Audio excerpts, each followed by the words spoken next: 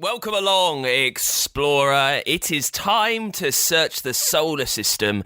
We are seeking out some science secrets in a brand new Fun Kids Science Weekly. My name is Dan. Thank you so much for being there. This is the place where we trawl all around the galaxy, a little bit further too, in about half an hour, and we find some science that, well, we've never really heard before. Today we will carry on our quest to find the greatest science of them all, with a big argument about something tiny. I find new species to science and microbes that haven't been found for more than 100 years. So they are extremely rare, but I do manage to find them, and that is great information for the scientific world. And we'll answer your questions. We do it every single week with a proper genius. This week it's all about smart speakers. These machine learning technologies are really quite clever. In fact, our speakers continuously improve how good they are at recognizing our individual voices. So these machine learning models are continuously being trained by our use of them. And you can hear about something tiny trying to burrow inside of you. It's all on the way in a brand new Fun Kids Science Weekly.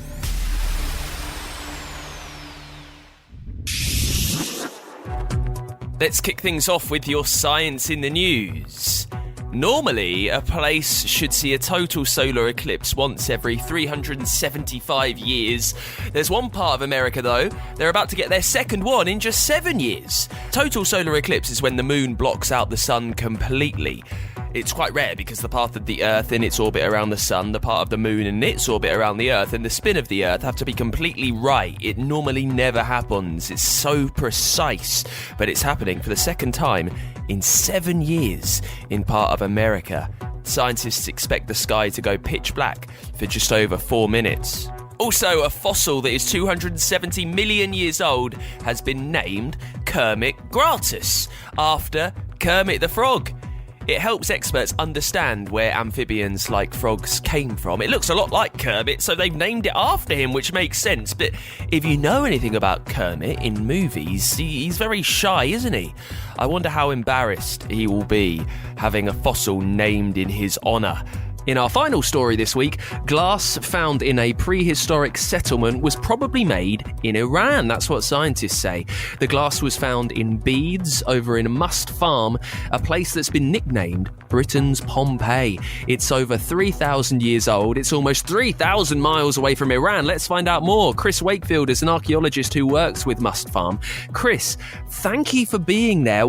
We call this Britain's Pompeii. That's a big comparison. What makes it that? So the comparison with Pompeii is really, if you imagine that kind of snapshot that's been captured in time, it's this moment that has been frozen for us to find as archaeologists. So in the same way that Pompeii was buried in that volcanic eruption, this is a series of houses that would have been built on stilts over a river, and a massive fire has burnt everything down, and that destruction from that blaze has basically kept everything preserved for us to find as archaeologists. So we're finding bowls of food with the meals still inside them and spoons sticking out the top of them. We're finding the preserved poo of the people who are living there. We're getting a huge amount of really exciting stuff that we're digging out of the ground. How long have we known about Must Farm, and how long have we been digging to see what's there? So the site was first discovered just over 20 years ago, but we didn't really start to do a big dig there until 2015, and that dig took about a year of our time. And in that, over the course of that dig, we found thousands and thousands of different prehistoric objects, and it's the most incredible thing to be working as an archaeologist. So the question then is, I guess, why are we taking so long with it, right? If you find this hoard of stuff, you're an archaeologist, it's what you love, why are there not people there every second of every day doing it? Why are we kind of dragging it out like this? So within that sort of year that we took to dig the site, we dug up everything that was in there. So we had a team of archaeologists that were working every minute of every day digging that up.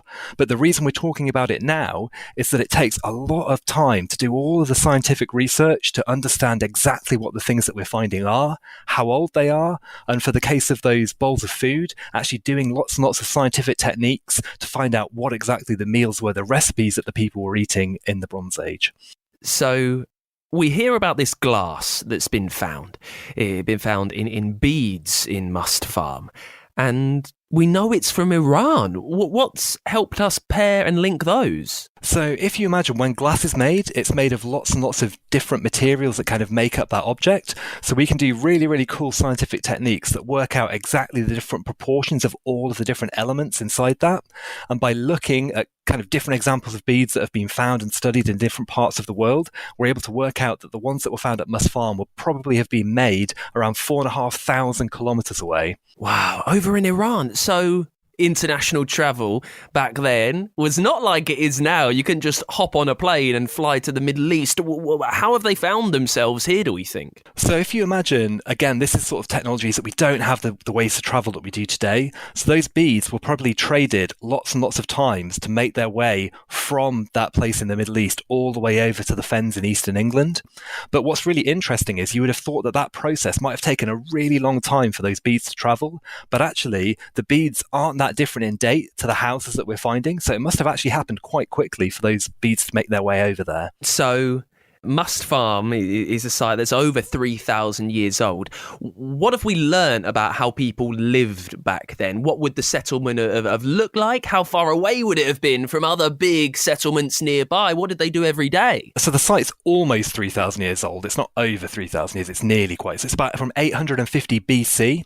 And those houses were quite interesting because they would have been built on stilts. So again, quite different from a lot of the houses that we know from that period. And they would have been directly over a river, and around the outside of that was a really big fence of sharpened stakes that were kind of pointed and sticking up there, probably to help be defended. So if they were attacked, they could kind of retreat inside the houses in the settlement. And inside them, what's really exciting, we know loads about exactly how they would have been living inside the houses. So we know that they would have had sheep and goats living inside their houses with them. So if you were having, sitting around in your living room in 850 BC, there'd have been a sheep and a goat probably pooing and going to the toilet in there, because we've even found the little sheep and goat poos in the floor of those buildings. We know that they would have been kind of cooking and had kitchen areas. They would have been making textiles and clothing, and they would have even had toolkits made of different metal objects as well. Chris Wakefield, it's been such a joy to have you on. Thank you so much for telling us all about Must Farm. Great to chat to you. Thank you so much to Chris Wakefield for coming on, for helping us dig underground and hear about Britain's Pompeii. We'll have another expert on the show in just a second, answering one of your questions. It's my favourite part, my favourite time, when you send over your questions, normally as voice notes to the Free Fun Kids app or at funkidslive.com, and then I find a genius to sort it out for you. First one this week, it's a message that's from Ben, who wants to know what's the best planet to move to. Well, Ben, I've done some digging on this. It's very hard to tell, right? Because humans haven't visited properly any other planets. And a lot of scientists think different things. It's all about what the atmosphere is like, how hot it is, how strong the gravity is, whether we could grow stuff there. Quite a lot of experts think that Mercury would be good. It is the closest planet to the Sun, though. Strangely, it's a bit cooler than Mars. They think there might be water on Mercury too. Also, they think the north and south pole of Mercury would be pretty good, because the day and night times are quite similar to ours here on Earth, and the strength of the gravity there isn't horrendous, so humans wouldn't be squashed as soon as we touched down. But the atmosphere doesn't really have oxygen. And that's what we need to breathe. That's what makes our Earth so perfect. So if we did go to Mercury or any other planet, really, we would need to find a way to have oxygen, probably build huge greenhouses, really, massive see-through tents that we all could live in, Ben. Thank you so much for the question. Let's get on another one. This is a voice note on the Free Fun Kids app by Aidan. What do you got? How do Alexas work? Well, Aidan, thank you so much for your question. How do Alexas work? Are the smart speakers knocking around as well? Let's find out with Pip Knight from the Massachusetts Institute of Technology, one of the smartest schools in the world. Pip, thank you for being there. So Alexas and other smart speakers, they are all over the place. They're incredibly smart. Where do we begin by talking about how they work? Yeah, that's a great question, Aidan. Thank you very much. So smart speakers are really interesting, and we can start thinking about how they work by dividing it into a few stages. So we've got to have some kind of microphone in our speaker that detects what we're saying to the speaker, and then we've got to take that output from the microphone, which is an electrical signal, and interpret what sentence has been said in English, and then finally from that sentence decide what task we're actually asking our smart speaker to do. So we can delve into each of those stages in a little bit more detail. So starting with the microphone, I find it easiest to think about the microphones in smart speakers as like miniaturized drums, but working in a slightly backwards way from drums that we've interpreted in our lives. So when we hit a drum, it has a drum skin which vibrates in a special pattern, and the vibrations of the drum skin cause vibrations in the air molecules, which will then travel to our ears and we'll hear that as sound. In the case of these microphones, which are called capacitive microphones, we're saying a sentence which travels as sound waves in the air and then causes the drum skin to vibrate. But in the microphone case, we call that drum skin a diaphragm. And these are miniaturized diaphragms, and they're separated from a stationary plate by a fixed air gap. And the stationary plate is connected to the diaphragm by an external circuit. We charge up the diaphragm with one charge and the stationary plate with the opposite charge so that they're attracting each other. And then as that diaphragm vibrates up and down, the force that's attracting those two will change, which we measure over time as a voltage. So we've now got this electrical signal, and we need to interpret it as a sentence in English. So the way this used to be done is by understanding that words in English are divided into little chunks called phonemes, which make up each word. And we use a computer via a machine learning process to interpret each little chunk of the sound in the electrical signal as an individual phoneme. So it'll take that chunk of sound and output what phoneme it is, and then we add those together to make words and sentences. In fact, these days, it's actually usually done all in one step, not needing the phonemes, in a process called end-to-end deep learning, if you're ever interested to Google that. We imagine when we speak to our smart speaker that there's almost like a little person or something in there that's, typing away at the laptop, really, and searching whatever we want. Like that's how it's able to interpret whatever we're saying.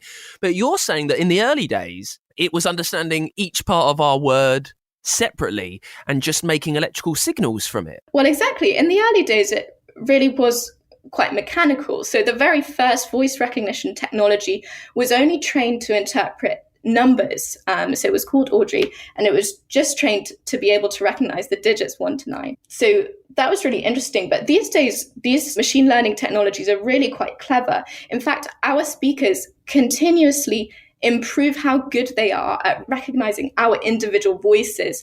So these machine learning models are continuously being trained by our use of them. So they'll get really good at understanding your voice, but maybe not your friend's voice if your friend isn't around so often. It's really quite clever. Oh, that's amazing, isn't it? It's like we've designed these things and they are learning as they go, this machine learning. How complicated is the inside, Pip? If you were to break open a smart speaker, very simply, what would you see in front of you? These microphones that I was talking about are really very small. So I was talking about it like a drum, but they're actually kind of micron scale. So a micron is 1,000th of a millimeter. So they're really very small. And in fact, designs that people are thinking about for the future, which include kind of more exotic types of crystals called piezoelectric crystals. Some designs are including materials that are literally one atomic layer thick, so called graphene, which is a two-dimensional material with these piezoelectric nanowires. So actually, in the case of a nanowire, 1 nanometer is 1/1,000th of a millimeter. So they're really, really, really tiny. You'd only be able to look at those structures with a very special microscope. So yeah, these designs are getting more and more sensitive as we engineer these nanoscale materials even more carefully. Right, well, thank you. I think we've covered that. Aidan, that is how Alexas work. Pip Knight from MIT, the Massachusetts Institute of Technology. Thank you so much for joining us. No worries. Let's check out this week's Dangerous Dan then, where we take a look at some of the most mean, weird, strange and unique things from across the universe. This time it's about a creature from the outside that wants to get to your inside. Now this is pretty gruesome. We're going to the wilds of Central and South America to take a look at the sand flea. Its proper science name is Tunga penetrans. It's a parasitical flea.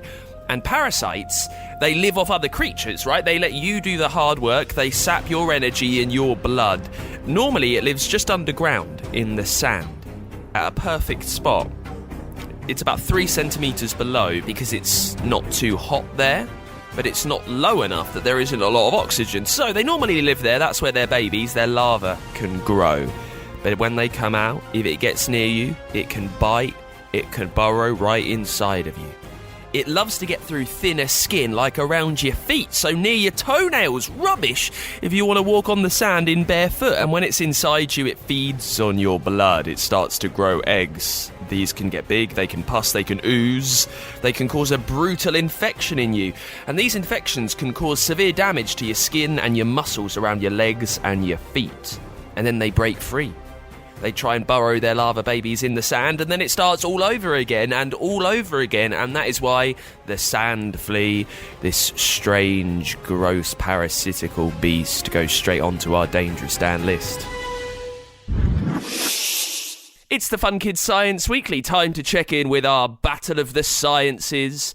Every week, we invite a genius, an expert, to come on and tell us why their field should be first. Today, we are headed to the University of Bournemouth, chatting to Dr. Genevieve Esteban, who is on. She's a doctor of microbiology, and she's telling us why studying microbes is the best type of science. Genevieve, you have 1 minute to tell us why it's the best. You can start in 3, 2, 1, go! Hello everyone.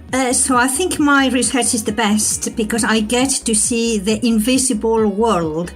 I get to see organisms that no one else gets to see, and I feel that that is very, very special.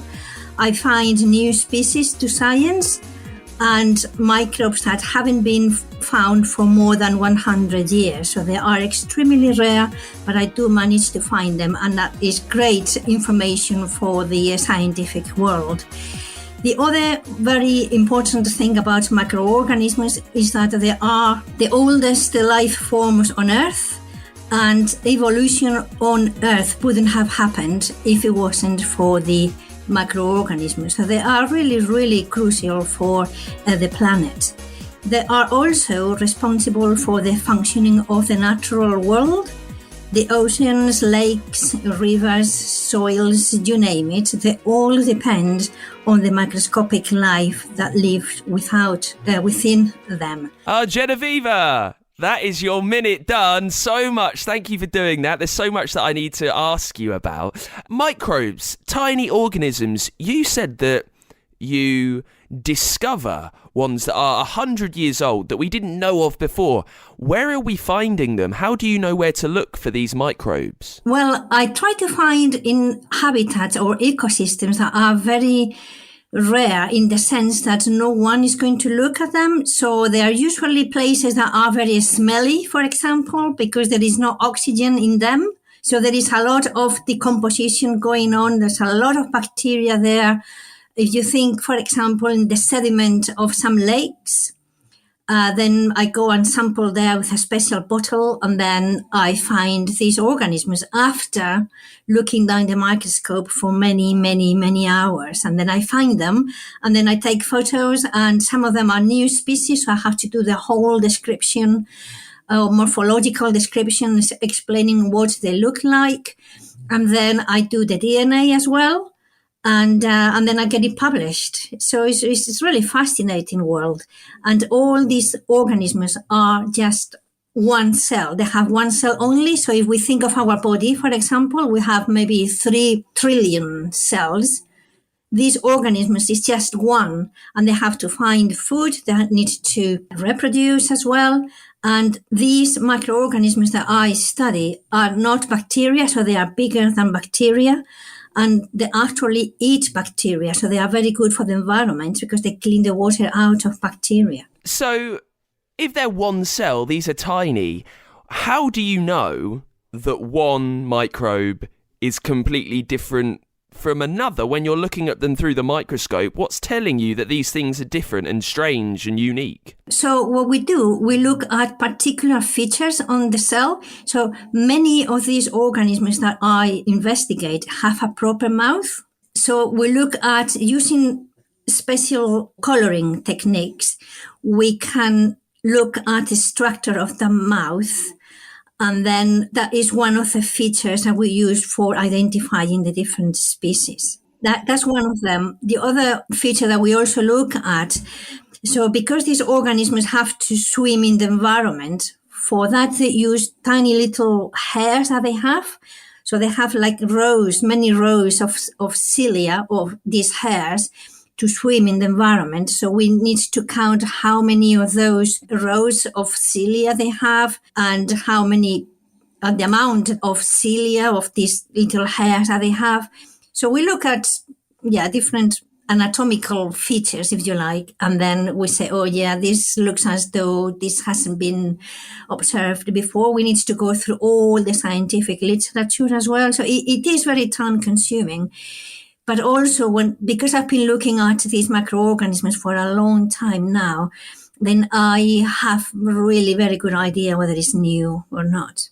Well, there we go, making a big case for why tiny cells should come first in our battle of the sciences. Dr. Genevieve Esteban from the University of Bournemouth, thank you so much for joining us. Thank you. Thank you very much to Genevieve for coming on the show. Loved hearing all about microbes. I think that goes quite high in our battle of the sciences. Just imagine spending your time searching around the world for things that are so small. We can learn more about microbes now, what they are, where we might find them, why they are good and bad for you, with our series Benny and Mao. They are our microbe friends. They dive into the exciting world of microbiology. They normally live inside your gut, but they're travelling around helping us find different tiny species. And this week, they're letting us know the different ways that microbes can get into your body. Good Bugs, Bad Bugs, with support from the Society for General Microbiology. Microbes get everywhere. They're on us, in us, and around us. If you've got a microscope, like me, you can see them for yourself. Look! All right there. That's Benny. He's a helpful sort of microbe. Lots of microbes are. Not you again. Can't you leave us in peace? And that's Mal. He's not very nice. A few microbes are horrible, and they're called germs. Charming. I'm not all that keen on you either. Hey, easy, Mal, mate. You're not doing yourself any favours there. So, what's up, guys? Well, today we thought we'd take a bit of a look around that human body of yours and check out the microbes you're sharing your body with. You're crawling with microbes, teeming with them. You're making it sound bad there, Mal.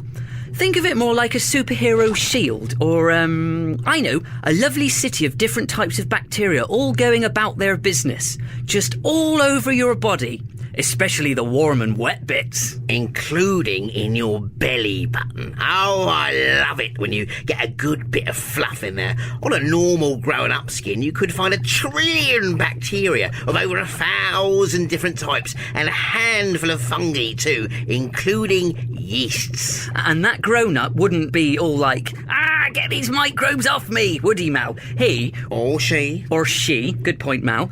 He or she would just be going, tum-ty-tum-ty-tum, I feel pretty good today, maybe I'll have some cake for lunch. You just wouldn't know they're there. It's just normal. They don't do anything to humans. Come on, that's not quite true, is it, Benny?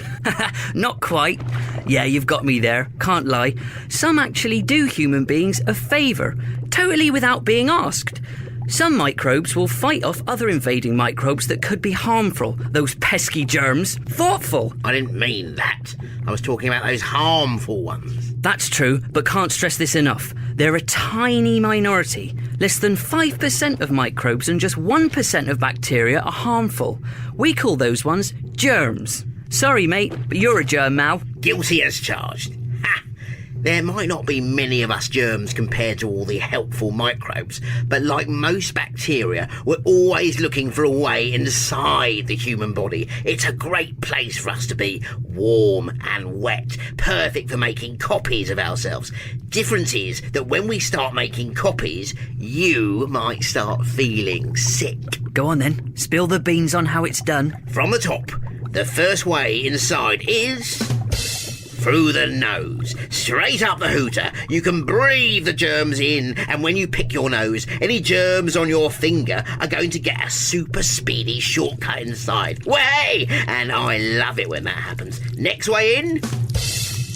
through your mouth. If you're thinking of eating that bogey you just pulled out of your nose, you'll be giving me or one of my closest friends a lovely trip inside your body. Last way, through your skin if you have cuts or grazes. So, the really important thing to take away from what Mal's just said is that all three of those ways are pretty easy to do something about.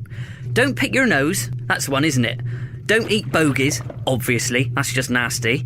Make sure you cover up cuts with a plaster, and make sure you wash your hands if they might have picked up more germs than normal.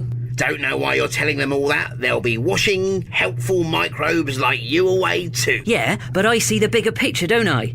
Humans need to look after themselves. No different to you or me. Human bodies are seriously impressive when it comes to keeping germs at bay, aren't they? Tell me about it. It's so annoying. Shall I do the honours? Be my guest. All that disgusting, sticky mucus you have up your nose and windpipe traps the invading germs, and tiny hairs waft them into the throat where you lot cough, sneeze or blow them out. So, you might want to think about using a tissue to cover your mouth. Otherwise, you're just passing the germs onto someone else. Little tip from me there. I hate tissues and handkerchiefs. They just get in the way. So there's that. Scabs. They're another way we get locked out. They're not just there for picking. In fact, that's a good reason not to pick your scabs. I know it's hard. We all love a good picky scab, don't we? Be honest. Oh, I've got another one. Tears. You know when you cry, they're actually antiseptic. They can kill germs. I couldn't believe it either, first time I heard. It's like a superpower, isn't it? Not as scary for us lot as the stomach. If we're lucky enough to get all of the way inside your tummy, it's like being dropped into a swimming pool of acid. Stomach's definitely the worst. But a lot of the troublemakers just won't make it through the skin. It's a pretty tough barrier to break through, and it even produces substances to kill off germs. Oh, I think I might possibly be about to divide. How about you, Mal? Yeah, definitely feeling dividey. Dividing is something we bacteria can't help doing, making copies of ourselves by splitting in two, basically. Here we go! Whoa. So, anyway, we better go. As you can see, microbes come in all sorts. Vast majority don't bother humans at all, and can even be helpful.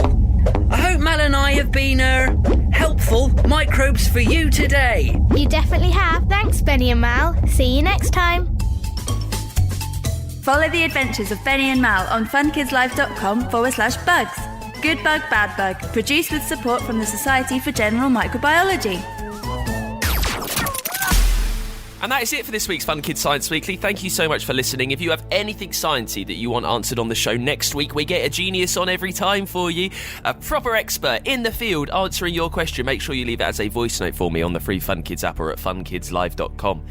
You heard from Benny and Mal today, loads more episodes from them, and other brilliant podcast series that we've got for you on Google, Spotify, Apple, wherever you get your shows. They're on the free Fun Kids app and at funkidslive.com too. And Fun Kids, we are a children's radio station from the UK. You can listen all over the place on our app, on the website, and if you've got a smart speaker, like we heard earlier with Pip, with its tiny little microphone, make sure you wake it up and ask it to play Fun Kids.